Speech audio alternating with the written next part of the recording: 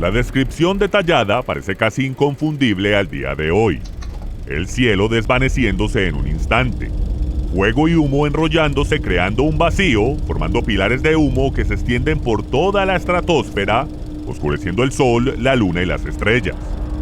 La guerra nuclear comienza cuando se abre el sexto sello del rollo en el sexto capítulo de Apocalipsis.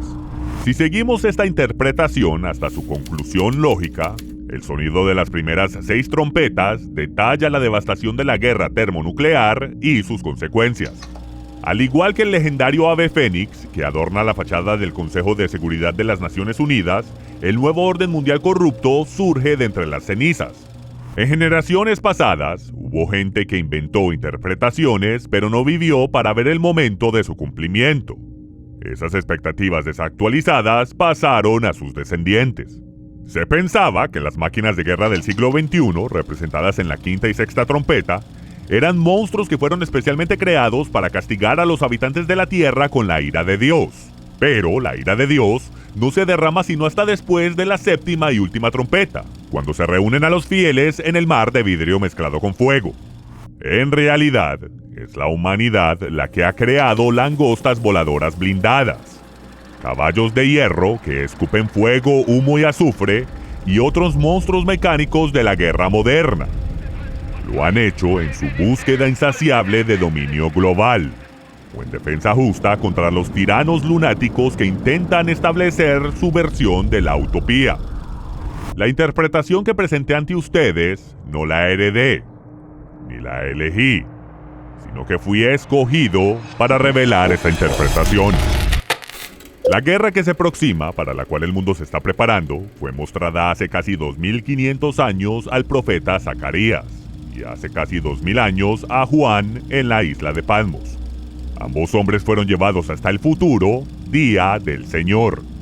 Hasta hace poco no era posible comprender la enigmática profecía del rollo de Zacarías, ya que se añadió equivocadamente un punto de vocal casi 1000 años después de que fue copiado por los escribas del templo. Ese simple punto de vocal distorsionó el texto más allá de todo entendimiento. Para agravar el problema, la interpretación correcta del libro de Apocalipsis depende de una comprensión precisa de la profecía de Zacarías. Hay profecías que fueron selladas hasta el tiempo del fin. Esta es una de ellas. Llegué a Islandia con un nudo en mi garganta. 36 horas antes estaba en Costa Rica cenando con amigos cuando confesé que sabía en mi espíritu que tenía que hacer algo de inmediato, pero no tenía idea de qué era. Mi amigo me miró a los ojos y me dijo: «Tienes que ir a Islandia». «Eso es, tengo que ir a Islandia». Hasta que esas palabras salieron de mi boca, nunca había siquiera pensado en ir a Islandia, jamás. Estaba sentado en un paraíso tropical en sandalias. Él dijo: «Me ocuparé de tu vuelo y alojamiento, prepara tu equipaje». En la madrugada del 11 de septiembre de 2001, 2 desconocidos me recogieron en el aeropuerto con órdenes de transportarme al pequeño hotel de Inge en las afueras de Reykjavik. Mientras descargaba mis maletas fuera de la posada, me detuve en la oscuridad de la mañana y le pregunté a los 2 hombres si querían orar conmigo. Confesé que no tenía idea de por qué estaba allí, pero sabía que era en Islandia donde debía estar. Mientras orábamos, escuché una voz clara y tranquila que decía: «Ve a dormir. Cuando despiertes, sabrás por qué estás aquí». El posadero me llevó a mi habitación. Como llevaba 36 horas en tránsito sin poder dormir, inmediatamente caí acotado. Lo siguiente que escuché fueron golpes en la puerta. Inge abrió la puerta y gritó: «Algo terrible acaba de ocurrir en Estados Unidos». Me senté y di un suspiro de alivio. Eso es lo que estaba esperando. Sin decir una palabra, me condujo a la sala de televisión justo a tiempo para ver el segundo avión estrellarse contra las Torres Gemelas. A medida que los edificios ardían y el humo llenaba el cielo de Nueva York, imaginé que esta escena ocurriría en todas las ciudades de Estados Unidos. En una hora estaba transmitiendo desde la estación de radio cristiana de Reykjavik. 2 horas más tarde estaba al aire en televisión nacional. Durante muchas horas ese día y durante toda la semana, comuniqué mi mensaje espontáneo a la nación de Islandia.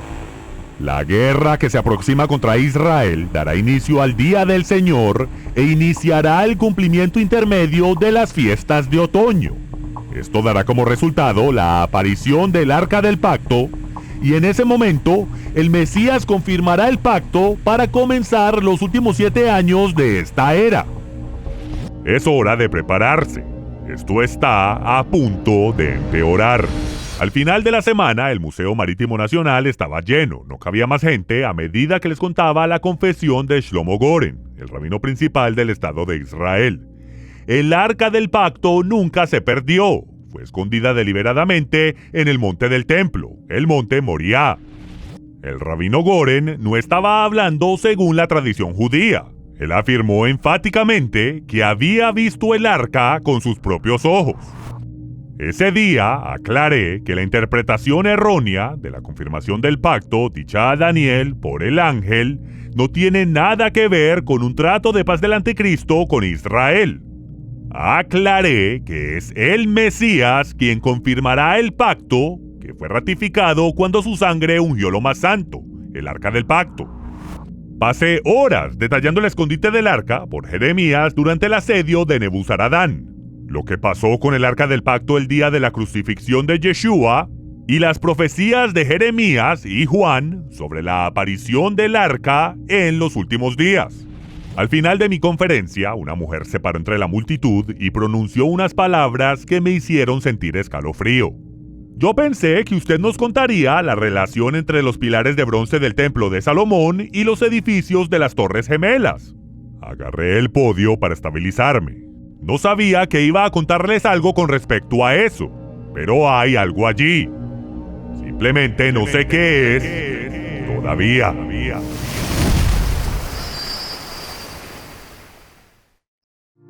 Shalom, estimados hermanos. Soy Michael Root y es un honor poder llegar a sus hogares a través de este medio para compartir las buenas nuevas del Evangelio. Tengo más de 40 años de estar enseñando las raíces hebreas de la fe cristiana. Y habiendo vivido en Israel por muchos años, he tenido la oportunidad de estar en contacto directo con fascinantes descubrimientos arqueológicos e históricos que confirman la veracidad de las escrituras hebreas. Acompáñeme y camine por las calles de Israel donde anduvieron los profetas hebreos de la antigüedad, e incluso el mismo Jesús, Yeshua el Mesías. Descubra las historias y los secretos que se encuentran en las páginas de las Escrituras y cómo impactan nuestra generación hoy en día. El verdadero evangelio del reino le será revelado de una manera que cambiará su paradigma. Prepárese para un rudo despertar.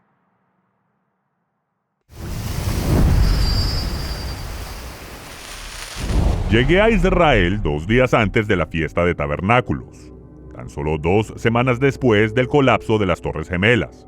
Jerusalén estaba llena de personas que habían venido de todas partes del mundo para unirse a las festividades. Jaime, mi productor, llegó un día antes y compró madera, tela de yute y hojas de palmera para construir la Sukkah, la tienda en la que viviríamos la semana siguiente. Día tras día, creyentes judíos y gentiles se reunieron en nuestra Sukkah para discutir las escrituras proféticas y los acontecimientos de las últimas 2 semanas. Justo antes del atardecer del viernes, que dio fin a la fiesta de los tabernáculos, me mudé a mi habitación. Imprimí el libro de Zacarías de mi computadora y comencé mi estudio de Shabbat solo. Me acosté en la cama con las palabras de Zacarías en mis manos y recordé cómo esta profecía fue registrada por los escribas del templo a tan solo kilómetros de distancia hace más de 2 milenios. Me quedé dormido y desperté la mañana siguiente con los papeles en mi pecho y mi lapicero todavía en mi mano. Continué leyendo las palabras de Zacarías. Alcé mis ojos y miré, y he aquí un rollo que volaba. El ángel preguntó, ¿qué ves? Yo respondí, veo un rollo que vuela de 20 codos de largo y 10 codos de ancho. Ahora, sabiendo que el antiguo codo bíblico es de 52.37 centímetros, calculé que este rollo volador era de 11 metros de largo y 1,5 metros de diámetro. El ángel dijo, esta es la maldición que sale sobre la faz de toda la tierra, porque todo aquel que hurta será destruido, y todo aquel que jura falsamente será destruido. Yo la he hecho salir, dice Jehová de los ejércitos, y venderá a la casa del ladrón, de los que roban mis palabras unos de otros. Ellos repiten entre ellos mismos sus palabras, las citan a los demás como fuente de su autoridad. Se dicen entre ellos lo grandiosos que son y luego profesan que su mensaje vino del Señor. Destruirá la morada de aquellos que juran falsamente en mi nombre. Ellos dicen, el Señor me dijo esto y aquello, y el Señor me dijo que te dijera que hicieras esto o lo otro. Aquellos que dicen representar al Señor, pero lo están haciendo bajo falsas presunciones, este recipiente volador también los matará. Incinerará madera y piedra y dejará un residuo mortal. Luego el ángel dijo, alza ahora tus ojos y mira qué es esto que sale. Está bien, ¿qué es? Así es como se ven estos recipientes voladores en toda la tierra. Entonces vi que levantaron una tapa de plomo y una mujer estaba sentada en medio de aquel recipiente. En ese momento vi lo que Zacarías vio en su visión. Inmediatamente me levanté de la cama y exclamé, «¡Esto no es una mujer! ¡Esto es un fuego! ¡Esto no es una mujer! ¡Esto es un fuego!». Lo que vi y lo que exclamé no pude negarlo. Rápidamente lo escribí en mis notas y me fui a la Sukkah, donde Haim Goldman, Joshua Cohen y David Roinstein estaban estudiando las escrituras juntos. Los tres son judíos creyentes en Yeshua, y los tres fueron criados desde su juventud en las escrituras hebreas. Quiero que escuchen esta escritura y me digan lo que ven. Cuando llegue a la palabra mujer, voy a decir la palabra fuego. David, un abogado, inmediatamente se opuso. No se puede cambiar una palabra que dice en hebreo. Él abrió su Biblia hebrea y yo lo detuve. No sé qué hay en hebreo. Estoy leyendo de la versión King James. Solo escucha. Solo escucha. Sus objeciones finalmente cesaron y leí el pasaje. Quedaron asombrados. Lo entendieron. Haim procedió con cautela. Está bien, lo vemos, pero ¿qué dice en hebreo? David buscó en las páginas de su Biblia hasta llegar al versículo 5. Ishe. Ishe. Sí, es un fuego. Es literalmente una ofrenda de fuego. David nos recordó que actualmente estaba asistiendo a la Yeshiva Ortodoxa de Jerusalén, Esh HaTorah, el fuego de la Torá. En ese momento, supe que esto era una revelación del cielo. No había manera de que yo pudiera llegar a esa conclusión con solo leer la versión en inglés de la Biblia. De hecho, todas las traducciones en cada idioma de la tierra traducen esto como una mujer malvada en un efa o recipiente volador, ya que una vocal fue añadida a una letra, lo cual causó que todos pronunciaran la palabra como Isha, mujer, en lugar de Ishe, fuego. Vi una tapa de plomo, literalmente un kikar, una esfera de plomo y un fuego, no una mujer, sino un fuego que fue colocado en medio del recipiente volador. El recipiente que tenía 11 metros de largo y 1,5 metros de diámetro. En el versículo 6, el ángel dijo que estos recipientes voladores se veían similares en toda la tierra, aunque variaban enormemente en sus tamaños. Versículo 8. El ángel dijo, este fuego es malvado, es una ofrenda malvada de fuego. Y la puso en medio del recipiente volador y puso el plomo en la abertura del recipiente. Esto, mis amigos, es la composición exacta y la construcción de una ojiva termonuclear y las dimensiones precisas de un misil Scud. Estos artefactos devastadores serán usados contra la tierra de Israel. ¿Pero por quién? ¿Cuándo?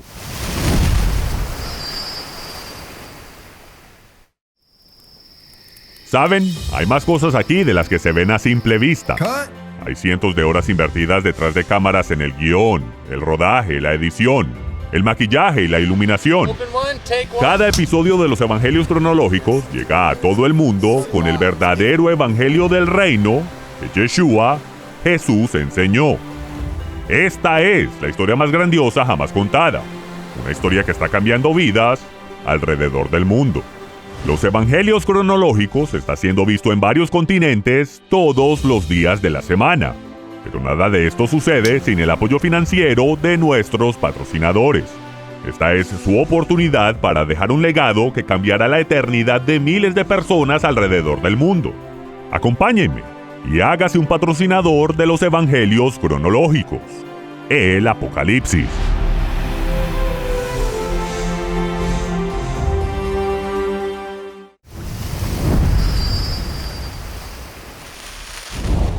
No habían vocales en el rollo original de Zacarías.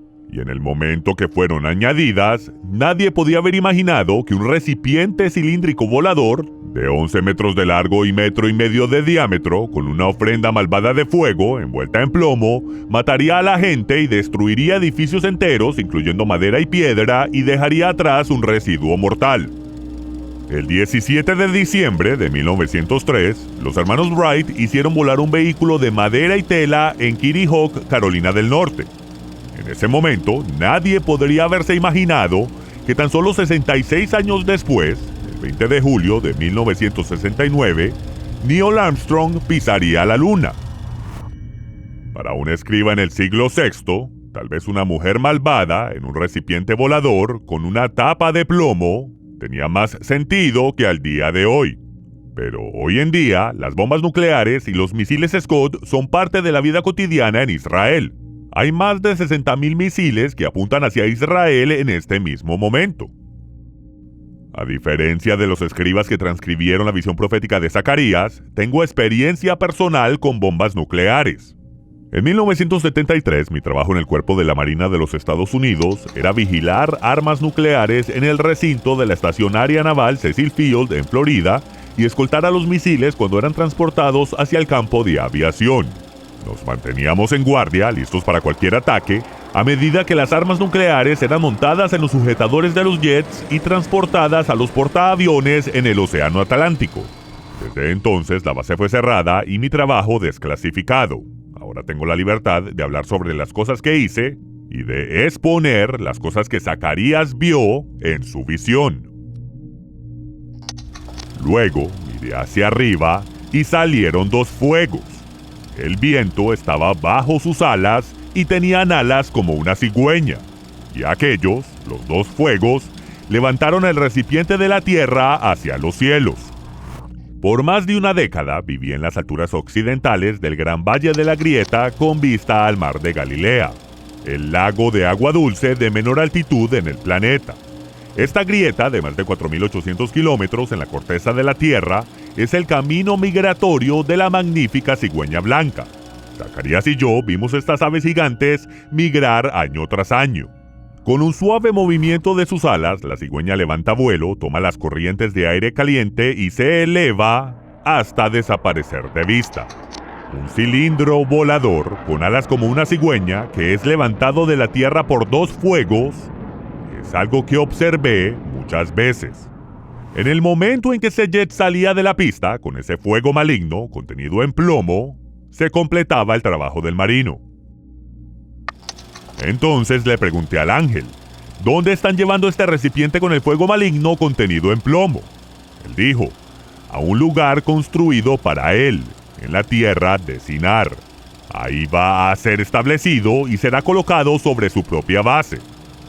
La tierra de Sinar está poblada ahora por aquellos que han jurado destruir la nación de Israel. A Zacarías, Joel, Isaías y Ezequiel se les dijo hace casi 2500 años que la intervención del Todopoderoso sería lo único que salvaría a Israel de la aniquilación total en los últimos días. Salí del azúcar y dejé a mis amigos pensando sobre esto. Subí a mi habitación, me puse de rodillas y oré. ¿Cuál es la señal que estas cosas están a punto de suceder? Una voz clara y silenciosa susurró, sigue leyendo. Dado que no habían capítulos, versículos o signos de puntuación en el texto original, tanto en hebreo como en griego, el mejor consejo es ignorar el sistema de puntuación y seguir leyendo. El capítulo 6 comienza de la siguiente manera. De nuevo alcé mis ojos y miré, y he aquí 4 carros que salían de entre 2 montes, y los montes eran de bronce. Los carros son máquinas de guerra, no son vehículos comerciales ni transporte privado, son tanques antiguos. La palabra hebrea para tanque y carro es merkavá. Estos carros, estas máquinas de guerra, están saliendo de entre 2 montes. Pero estas no son formaciones geológicas naturales. Estos son montes de bronce y el bronce es una aleación hecha por el hombre. Estos carros de guerra salen de entre 2 montes de bronce. Esta es la respuesta a la pregunta planteada en Islandia. Esta es la conexión profética entre los 2 pilares de bronce del templo de Salomón y los 2 montes de bronce de la ciudad de Nueva York. El colapso de las Torres Gemelas es la chispa que encenderá la guerra termonuclear de Zacarías. El rey Salomón contrató a Hiram de Tiro para fundir 2 columnas enormes de bronce de 9,5 metros de alto y 2 metros de diámetro. En la parte superior de cada columna había un capitel de bronce macizo que era de 5 codos, 2,5 metros de alto y también 2 metros de diámetro. Estas impresionantes columnas de bronce se encontraban frente al templo de Salomón sin ningún propósito aparente más allá que decorativo. 500 años después de que el templo fue terminado, Nebuzaradán, el comandante del ejército de Babilonia, conquistó la ciudad de Jerusalén y se llevó todo lo que quedaba de la población de Judea y todo lo que se podía encontrar de los tesoros del templo. Pero, después del asedio, la altura de los capiteles se documenta de 3 codos, no de 5. ¿Qué pasó con la diferencia de más de 1 metro de bronce macizo que descansaba sobre la parte superior de los pilares huecos de 9,5 metros? Ese es el gran secreto del templo de Salomón. Los pilares fueron diseñados para operar un sistema de elevador hidráulico de arena para esconder el arca del pacto en caso de asedio.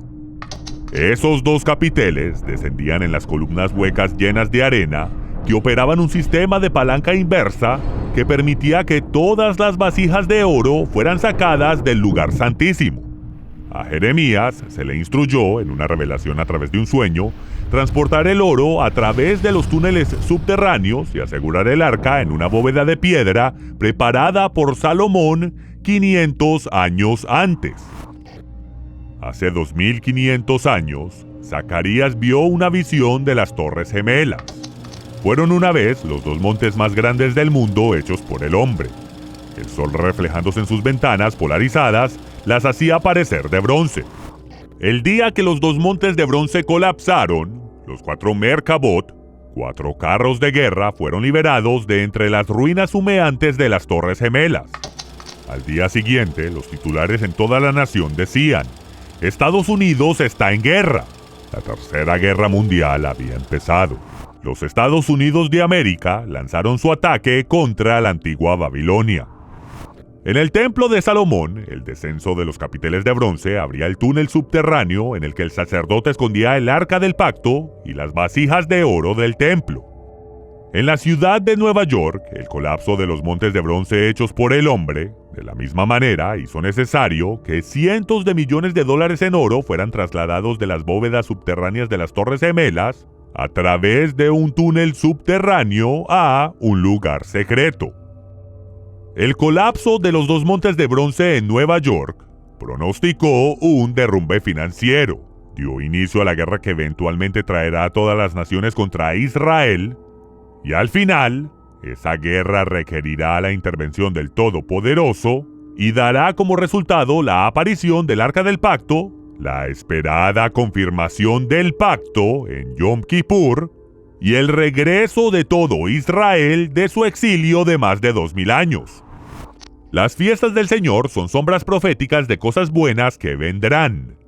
Las fiestas son el mecanismo por el cual el Todopoderoso nos revela el fin del tiempo desde el principio. Las fiestas son sus tiempos señalados. Cuando sea su voluntad, las fiestas de otoño del Señor darán inicio a su cumplimiento intermedio. La Gran Guerra tendrá su clímax en el primer día de Tishrei, el día de trompetas, cuando se avista la séptima luna nueva del año. El Todopoderoso aniquilará a los enemigos de Israel el 10 de Tishrei, el día de expiación, y ese es el único día aceptable para la aparición del Arca del Pacto. El monte del templo será despejado de escombros y el 15 de Tishrei, la fiesta de tabernáculos comenzará. El 22 de Tishrei, el último gran día, Shmini Atzeret, el derramamiento de la lluvia tardía del Espíritu Santo, profetizado por Oseas, Joel y Santiago, sucederá sobre aquellos reunidos en el monte del templo en obediencia al mandamiento y en respuesta a las instrucciones proféticas de Yeshua. Espero verlo ahí cuando se despeje el humo.